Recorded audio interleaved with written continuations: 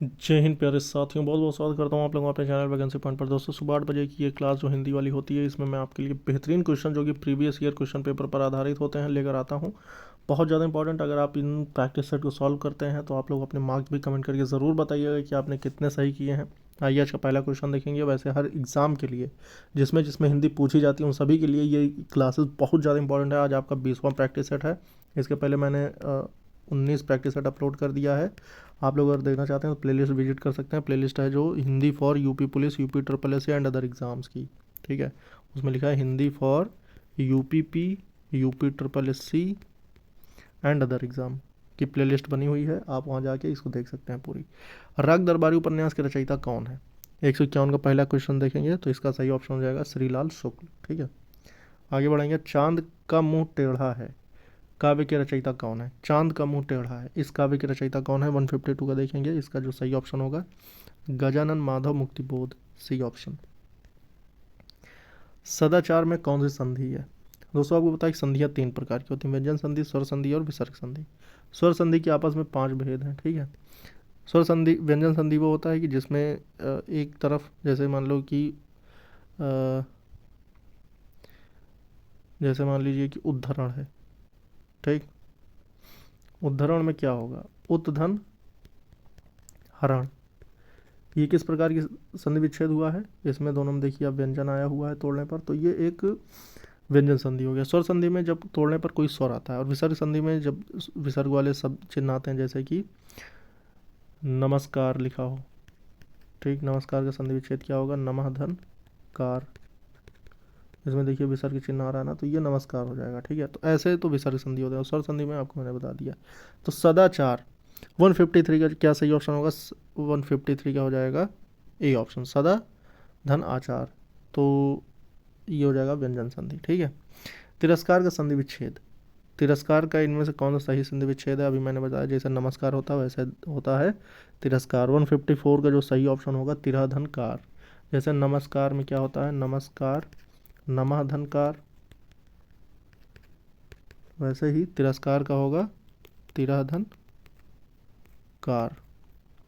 जो ये विसर्ग है, इस ये आधा सा बना देगा, ठीक है। तो बी ऑप्शन सही हो जाएगा। प्रत्युपकार का संधि विच्छेद बताना है। प्रतिधन उपकार होगा, इसका ऑप्शन नंबर ए हो जाएगा 155 का ए, ठीक है। प्रतिधन उपकार, प्रत्युपकार। सूक्त का सही संधि विच्छेद बताइए। ये सब क्वेश्चन दोस्तों आपको मैं बता दूं तो ये आपका आया हुआ है यूपी लोअर पीसीएस की, ये क्वेश्चन पेपर मैंने लिया है। जबकि ये कौन से ईयर का है? ये आपका 2019 में जो पेपर हुआ था उसका है, ठीक है। ये 2019 का लोअर पीसीएस का हिंदी का पेपर है। तो आप इसमें देख सकते हैं सूक्ति जो है 156 का सुधन उक्ति, ठीक है। यानी उक्ति के साथ सूक्ति हो जाएगा, ठीक है। नहीं, सा होता है वैसे सूक्ति। एक दंत में समास बताइए।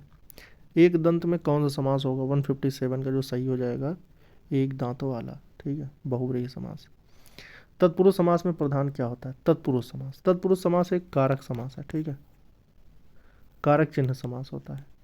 जितने प्रकार के कारक होते हैं उतने प्रकार के, जैसे कर्म तत्पुरुष होता है, करण तत्पुरुष होता है, अधिकरण होता है, संप्रदान होता है, पदान होता है। तो जितने भी कारक चिन्ह होते हैं, में, के द्वारा, के लिए, से, तो इन सभी के प्रकार का होता है। लेकिन जो इसमें प्रधान होता है, तो आपको बता दें 158 का जो सही ऑप्शन होगा इसमें दूसरा पद प्रधान होता है, ठीक है। निम्नलिखित में से अक्षी किस शब्द का पर्यायवाची है? अक्षी 159 का जो सही ऑप्शन होगा ये आँख होगा। आँख का ये है जो नयन भी होगा, ठीक है। तो ये सभी क्या हैं?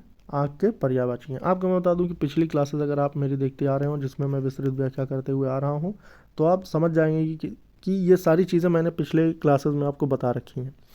तो ये कोई भी इसमें नई चीज़ नहीं है, भले ये लोअर पीसीएस का पेपर हो या भी किसी भी एग्ज़ाम का पेपर हो, ठीक है। आकाश गंगा का पर्यायवाची बताना है आपको।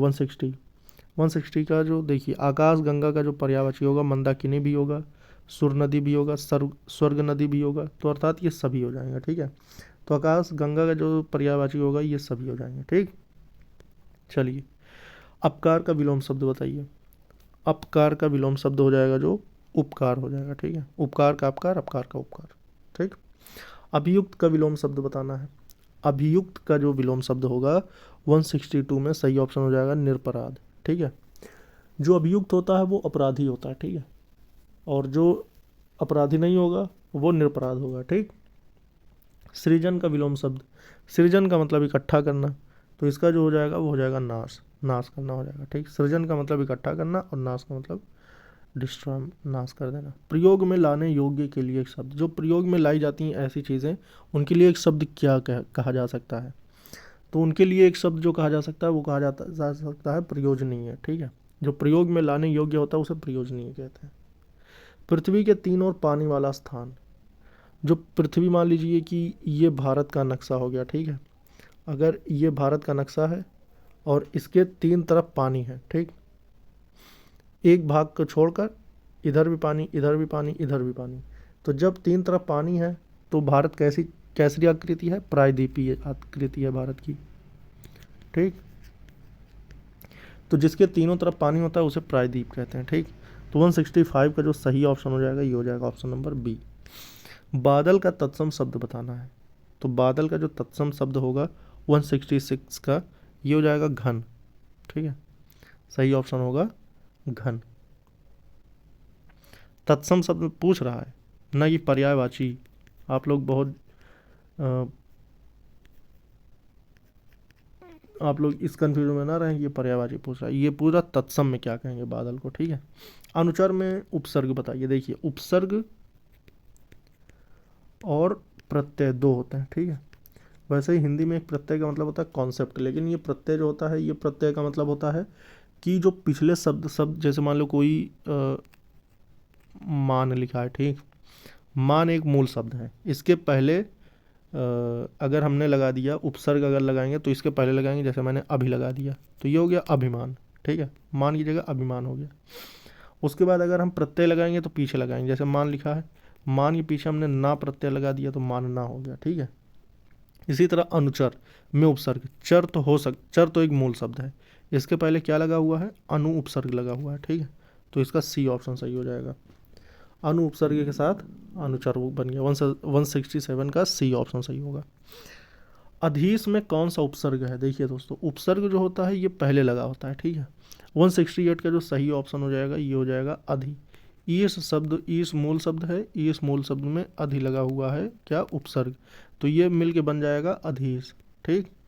और आपको मैंने बता दिया प्रत्यय जो होता है वो पीछे लगता है, तो हिंदी में जो उपसर्ग होते हैं उपसर्गों की संख्या 22 है और हिंदी में 11 है, टोटल लगभग 33 आपके उपसर्ग बताए गए हैं, ठीक है।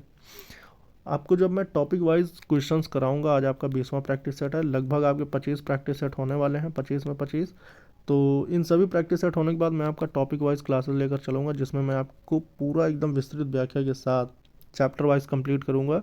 जो भी मैं सिलेबस कवर करने वाला हूँ हिंदी का वो मैं आप लोगों को जल्द ही बता दूंगा, जिससे कि आप बिल्कुल निश्चिंत हो जाएं कि आपका हिंदी में कुछ भी छूटने वाला नहीं है, ये मैं गारंटी देता हूँ, ठीक है, कुछ भी नहीं छूटेगा, एक क्वेश्चन भी ऐसा नहीं आएगा जो कि आपसे छूट जाए। बस आप लोग अपनी प्रैक्टिस जारी रखिए और चैनल को ज़रूर सब्सक्राइब कर लेना और वीडियो लाइक और शेयर करते रहिएगा। चलिए 169 देखें, ऊँट के मुंह में जीरा, लोकोक्ति का अर्थ इनमें से क्या है। आवश्यकता की अपेक्षा बहुत कम वस्तु होना, आवश्यकता से अधिक वस्तु होना, प्रयोग की वस्तु का अभाव, ऊँट को कम भोजन देना।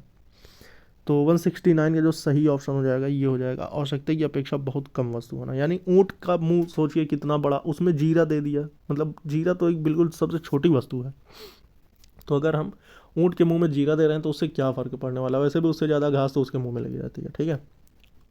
चलिए आगे बढ़ेंगे। एक म्यान में दो तलवारें का मुहावरा बताइए।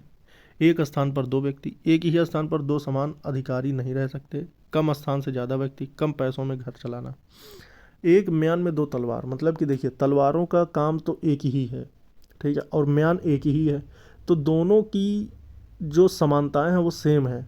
तो कहते नहीं कि मतलब दो शेर एक गुफा में नहीं रह सकते, एक मान में नहीं रह सकते, दो ये मतलब इस टाइप की जो बातें होती हैं वो एक ही स्थान पर दो समान अधिकारी नहीं रह सकते, इसका अर्थ 170 का हो जाएगा बी, बिल्कुल सही, ठीक है।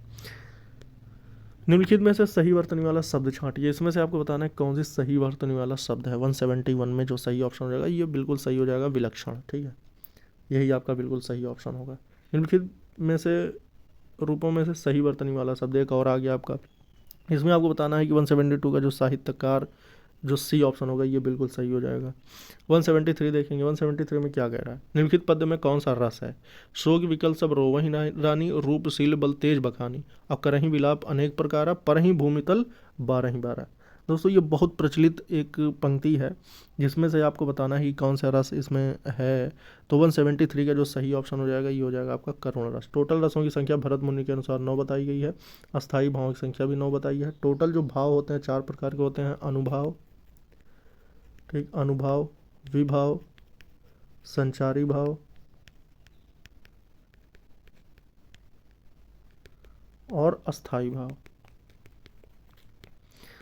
जिसमें संचारी भावों की संख्या 33 है। ठीक है, टोटल 4 प्रकार के भाव होते हैं और रसों की संख्या टोटल 9 बताई गई है। ठीक है, जिसमें से करुण रस इसका सही ऑप्शन हो जाएगा। ठीक, 174 देखेंगे, 174 में कह रहा है निम्नलिखित में से कौन सा मात्रिक छंद है। देखिए छंद जो होते हैं दोस्तों ये भी आपके 2 प्रकार के होते हैं, एक वर्णिक छंद जो वर्णों के आधार पर होते हैं, एक मात्रिक छंद जो मात्राओं के आधार पर होते हैं। ठीक, तो इसमें से आपको पूछ रहा है कि कौन सा मात्रिक छंद है, तो वर्णिक छंद का अगर कोई नहीं है तो वो फिर मात्रिक छंद का होता है। तो 174 का जो सही ऑप्शन हो जाएगा, देखिए दोहा, चौपाई, रोला, इन सभी में मात्राएं काउंट की जाती हैं, तो ये सभी क्या हो जाएंगी, ये सभी आपकी मात्रिक छंद हो जाएंगे। ठीक, आज का अंतिम क्वेश्चन देखिए में से कौन सा वर्णिक छंद है। अब आपको वर्णिक बताना है, तो आपको पता है कि दोहा आपका मात्रिक हो गया, चौपाई आपका मात्रिक हो गया, रोला आपका मात्रिक हो गया, लेकिन सवैया जो होगा ये आपका वर्णिक छंद होगा। ठीक है, तो इसका मतलब ये हो जाएगा कि ऑप्शन नंबर डी इसका बिल्कुल सही ऑप्शन हो जाएगा। उम्मीद करता हूँ दोस्तों आपको 25 में से 25 क्वेश्चन बिल्कुल समझ में आ गए होंगे। ऐसे ही डेली में क्वेश्चन लेकर आता हूँ विस्तृत व्याख्या के साथ, तो चैनल को जरूर सब्सक्राइब कर लेना, वीडियो लाइक और शेयर करते रहिएगा। इस वीडियो में इतना ही दोस्तों, फिर मिलेंगे कल सुबह 8 बजे। जय हिंद, जय भारत।